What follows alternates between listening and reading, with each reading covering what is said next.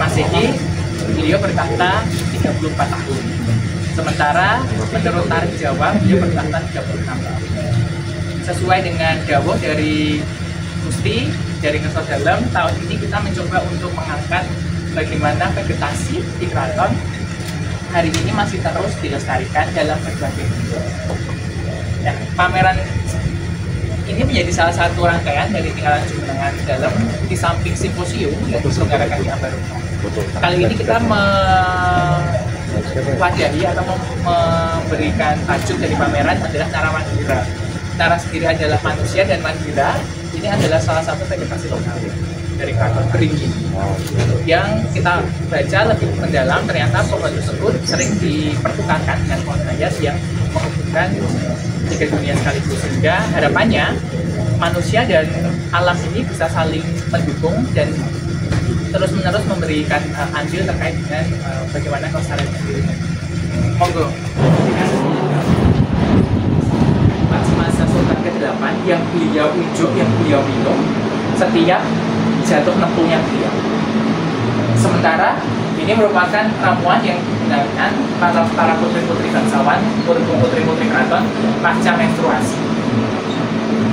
Nah, komposisi ini keterangannya ada di baliknya. Jadi kami mencoba untuk menyajikan apa saja yang ada di sini, yang mesoi, yang kayu manis, kemudian jinten hitam, jinten biasa, dan lain sebagainya. Yang kemudian kami racik jadi satu ramuan, tapi belum menggunakan dosisnya. Hanya sekadar menunjukkan sejauh mana kekayaan rempah hari ini masih digunakan. Monggo silakan dinikmati dulu, Pak. 23 tentunya di awal tahun seperti yang sudah kita di awal tahun punya sebuah tema khusus untuk pameran temporer yang ada di dalam Keraton Yogyakarta. Nah, tahun 2023 ini namanya adalah Narawandira. Apakah sebenarnya Narawandira ini kita mengeksplor tentang flora yang ada di keraton, tentang alamnya, dan bagaimana tentunya flora ini ada pengaruhnya di dalam keraton, tidak hanya dari sekitar lingkungan kita, tetapi juga kepada tekstil dan juga kepada manuskrip yang ada di dalam Keraton Yogyakarta. Kali ini sedikit berbeda lokasinya, kita kembali ke dalam Kedaton, dan ini memang ruangan baru. Yang saya maksud baru adalah baru dipakai sekali ini untuk pameran. Gitu. Sebelumnya ruangan ini adalah sebenarnya bagian dari Puroyokoro atau Departemen Rumah Tangga yang kita sulap menjadi sebuah area tempat untuk pameran temporer. Seperti itu. Monggo rekan-rekan kalau ada pertanyaan. Pesan yang ingin disampaikan dari pameran ini? Oh ya. Jadi memang pameran ini kami dari Keraton ingin menyampaikan, satu, tidak hanya perihal apa saja dan makna tanaman-tanaman yang ada di lingkungan keraton, tentunya di area sumbu filosofi. Jadi penataan Keraton Yogyakarta atau Negari Ngayogyakarta Adiningrat terlebih dahulu itu adalah semuanya memiliki filosofi, gitu ya, dari ujung sampai ujung. Nah, tentunya tidak hanya itu, tetapi bagaimana akhirnya buah atau daun ataupun bunga dari tanaman yang sekitar di keraton ini akhirnya lahir dan diterjemahkan ke dalam sebuah kain, dalam sebuah manuskrip, dan lain sebagainya. Tentu dari sini kita bisa melihat bahwa di pameran temporer ini apa saja rempah-rempah yang ditanam di dalam keraton maupun di sekitarnya yang akhirnya dipergunakan untuk keperluan di keraton. Contohnya adalah buah lerah, gitu ya. Karena ini ada kebutuhan untuk menyuci kain batik yang ada di keraton, sehingga sebenarnya tanaman ini penting ada di dalam keraton. Dan pohonnya cukup tinggi, buahnya cukup banyak, dan kami hadirkan dalam bentuk visualisasi tentunya di sini kita bekerja sama dengan memang seniman-seniman yang bisa melukis dari buah-buah tersebut dengan tanaman tersebut secara real gitu ya, sehingga wisatawan yang datang berkunjung ke pameran temporer ini tahu oh buah lerak itu seperti apa, daunnya seperti apa. Tidak hanya itu tapi juga rempah-rempah dan lain sebagainya, karena terkadang mereka hanya tahu ininya saja, rempahnya saja, tapi tidak tahu sebenarnya pohonnya itu seperti apa dan lain sebagainya. Jadi kami juga sedang mengkampanyekan untuk mari kita kembali menanam rempah-rempah ini yang sebenarnya ini merupakan identitas dari daerah istimewa Jakarta juga, terutama selain dari Indonesia.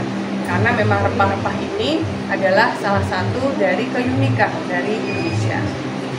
Gusti, ngapunten Gusti, kalau kami baca di rilis acara pamerannya kan cukup lama, dari Maret sampai Agustus. Harapan dari Gusti sendiri selaku ketua panitia kepada masyarakat dengan membuka waktu yang sangat lama itu apa aja saja Gusti? Sebenarnya karena kami punya 2 pameran 1 tahun, sehingga kami ingin membagi adil secara setahun. Pameran itu memang secara adil kita bagi 2. Tetapi lalu kami butuh produksi 1 bulan, di mana akan berubah dari pameran satunya ke pameran berikutnya, sehingga akan ada kosong tiap gap di tengahnya. Tetapi kenapa saya minta untuk yang tinggal Jemenan Dalam ini memang panjangnya sampai Agustus, dikarenakan harapannya anak-anak sekolah yang akhirnya berlibur di bulan Juni-Juli dapat mampir untuk mengetahui sebenarnya rempah-rempah ini seperti apa, jadi berkunjung ke dalam keraton. Nah, tentunya juga mancanegara itu biasanya liburannya di bulan Juli dan Agustus. Nah, harapannya memang nanti mancanegara yang datang ke keraton ini juga bisa melihat pameran temporer kali ini.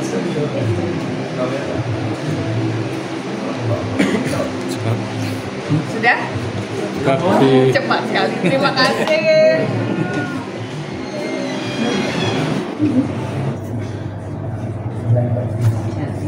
Macam-macam jati. Betul. Sudah, berarti Mbak Pipit saja yang menjelaskan.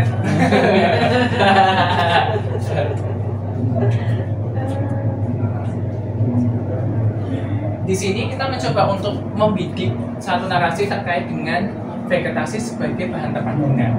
Kebetulan yang bisa kita yang kemudian bisa kita keluarkan, baik itu koleksi, baik itu material yang ada di keraton adalah pohon jati, di mana kami mencoba untuk membagi klasifikasi jati berdasarkan serat Kaurogriya yang ternyata masing-masing jati tersebut memiliki spesifikasi tertentu. Misalnya jati kapur, jati sungu, jati lengot, dan lain sebagainya. Dan ada 3 jenis jati yang ini selalu menjadi, yang kemudian ini selalu menjadi material bangunan di keraton, terutama jati bang. Jati bang ini terkenal sebagai jati yang paling kuat. Bahwa ini adalah soko penanggap dari pendopo yang konon kayu-kayu ini dulu merupakan warisan dari Keraton Pleret. Oh, sebelum tempatnya Sultan Agung. Ya, sebelum keraton. Jadi kota gede kemudian kan pindah dari Pleret ke Pleret, kemudian keraton. Ini konon dari Pleret. Sehingga ornamen-ornamennya masih seperti halnya ornamen-ornamen Hindu seperti di Masjid Mantingan, lotus, Atma. Nah, dari serat Kaurogriya pun disebutkan macam-macam kayu jati yang dia memiliki pengaruh baik dan pengaruh buruk. Ada. Jadi misalnya nama jati, pohon jati yang dia pangnya 2, batangnya ada 2, kemudian disebut uger-uger. Yang kemudian batangnya 3 disebut rajumas dan seterusnya. Nah, kayu-kayu ini memberi ketika juga yang ada keterangan yang sebenarnya yang alam. Beberapa hal yang kemudian kami potret tidak hanya gunungan, tidak hanya kemudian pisang, tidak hanya kemudian manggil, kenong, dan sebagainya, tapi ada vegetasi yang kemudian dituangkan, dimanifestasikan dalam bentuk upacara patuh, dalam bentuk sesaji. Ya, praktis itu menjadi satu upaya untuk merawat kosmis vegetasi yang berada di taman-taman kerajaan. Tiga taman yang kemudian menjadi benchmark atau menjadi potret yang hari ini kita hadirkan, Ambarukmo, Taman Sari, dan Ambar Binangun. Dalam catatan Hogendra disebutkan Taman Sari kan Versailles of Jawa. Jadi banyak sekali tanaman-tanaman yang kemudian tumbuh di taman kerajaan tersebut. Yang hari ini mungkin kita tidak bisa membayangkan seperti merica gitu. Merica itu tumbuh kenanga, tumbuh kemudian pinang, sirih itu tumbuh di Taman Sari pada periode Sultan kedua, Sultan ketiga. Alat tumbuh nggak kan? Kepan nggak? Alat nggak ditanam ya? Kenapa ya raja kita nggak menanam alat? Kenapa? Kalau di makam Mangkunegaran ada malah. Nah, kalau ini kan kebutuhannya ya Mbak, aku sangat yakin ini berkaitan dengan kebutuhan seperti hanya waktu kami riset data.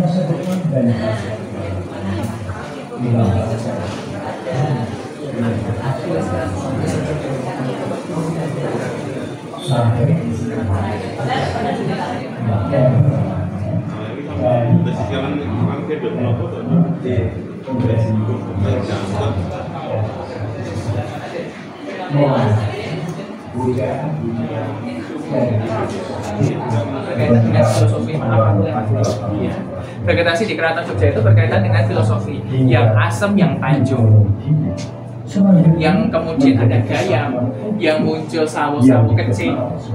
Sumber filosofi. Dinikmati dulu, monggo silakan. Tugu golong hidup melambangkan keberadaan sultan dalam melaksanakan proses kehidupannya.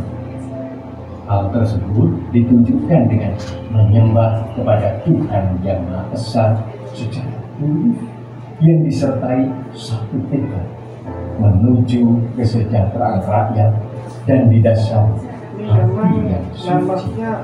Sumbernya tiga ya. Iya, yang berkaitan dengan filosofi. Kalau imajiner sampai ini, kalau imajiner sampai Tong Rapi, sampai ke Laut Selatan. Karena ini tiga titik kan juga ya. Padahal kan universal. Karena piramid juga tiga titik. Selanjutnya kita ada di ruang vegetasi pangan. Iya, vegetasi pangan. Ini narasi awalnya adalah padi, gula, dan hutan keringat. Itu sudah didorong untuk membuka lahan pertanian. Itu karena sebagai bagian kelengkapan ketahanan sebuah kerajaan pangan. Bahkan negara pun jika pangannya tidak kuat akan rubuh. Nah, ini sebagai kerajaan baru, pangan juga dibutuhkan. Sehingga tidak bisa kita pungkiri, pangan di Kesultanan Yogyakarta sangat tercukupi dari melihat keberadaan beberapa waduk, sungai, dan juga hasil pangan itu sendiri. Bahkan dalam proses pembangunannya, Keraton Yogyakarta itu hampir 3 ring. Ring pertama itu sempat menghasilkan potensi yang cukup luar biasa bagi pajak Keraton Yogyakarta. Sehingga apa yang kita lihat di keraton saat ini, visual-visual bangunan pagelaran, kemudian tadi kita masuk ada di Bangsal Sri Manganti, keindahannya itu tidak lepas dari hasil-hasil dari pajak industri perkebunan. Nah, ini yang dibangun dan direnovasi di periode Hamengkubuwono ke-8 dan ke-7. Jadi memang posisi keraton yang megah seperti ini lebih banyak prosesnya di Hamengkubuwono ke-7. Kita juga menghadirkan visual padi di dalam yang bertugas. Apakah ada satu informasi khusus terkait dengan ornamennya ini? Mereka hanya menyebut bahwa ini sungging, hanya sungging saja. Oksidasi.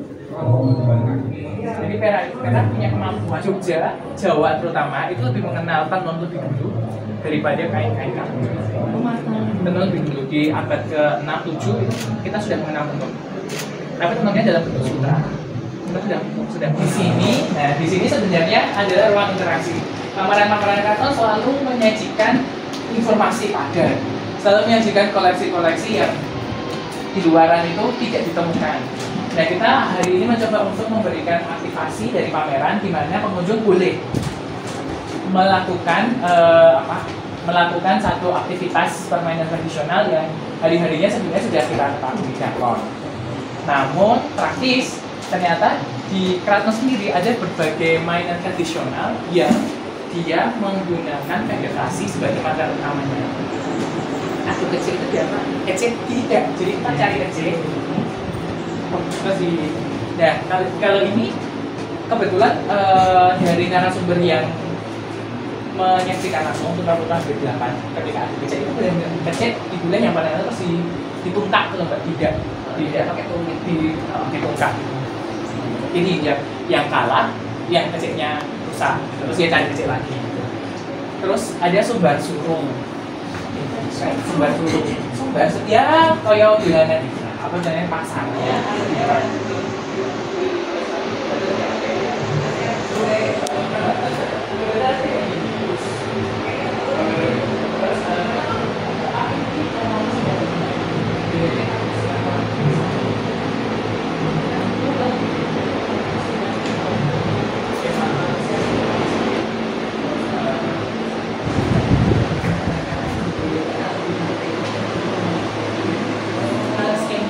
Tapi kalau jatuh itu kesel aja begini.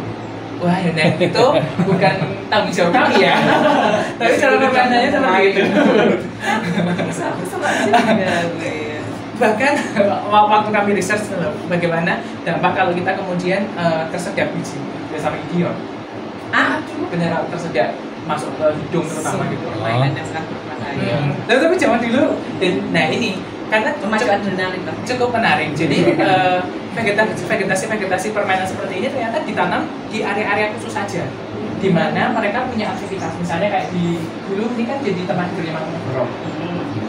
Di periode Sultan ke-7 dan periode Sultan ke-8 sudah digunakan lagi.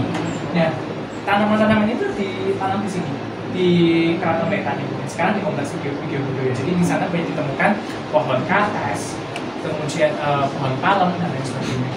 Yang hari ini kalau kemudian kita cari nilai filosofi dan magisnya itu seperti ngambil gading ada di pelataran Sleman nanti, pohon pepel di depan pelataran kebun terus kemudian tepelnya ada di sebelah sisi barat Sleman nanti, palem yang jadi bulanan, kemudian kueni ini di kawasan alun-alun kidul dan berbagai tumbuhan lain yang dia memiliki korelasi langsung dengan keraton. Prek ini yang selalu mensubstitusi kalau ringin orang ono dan ini prek. Dia satu jenis.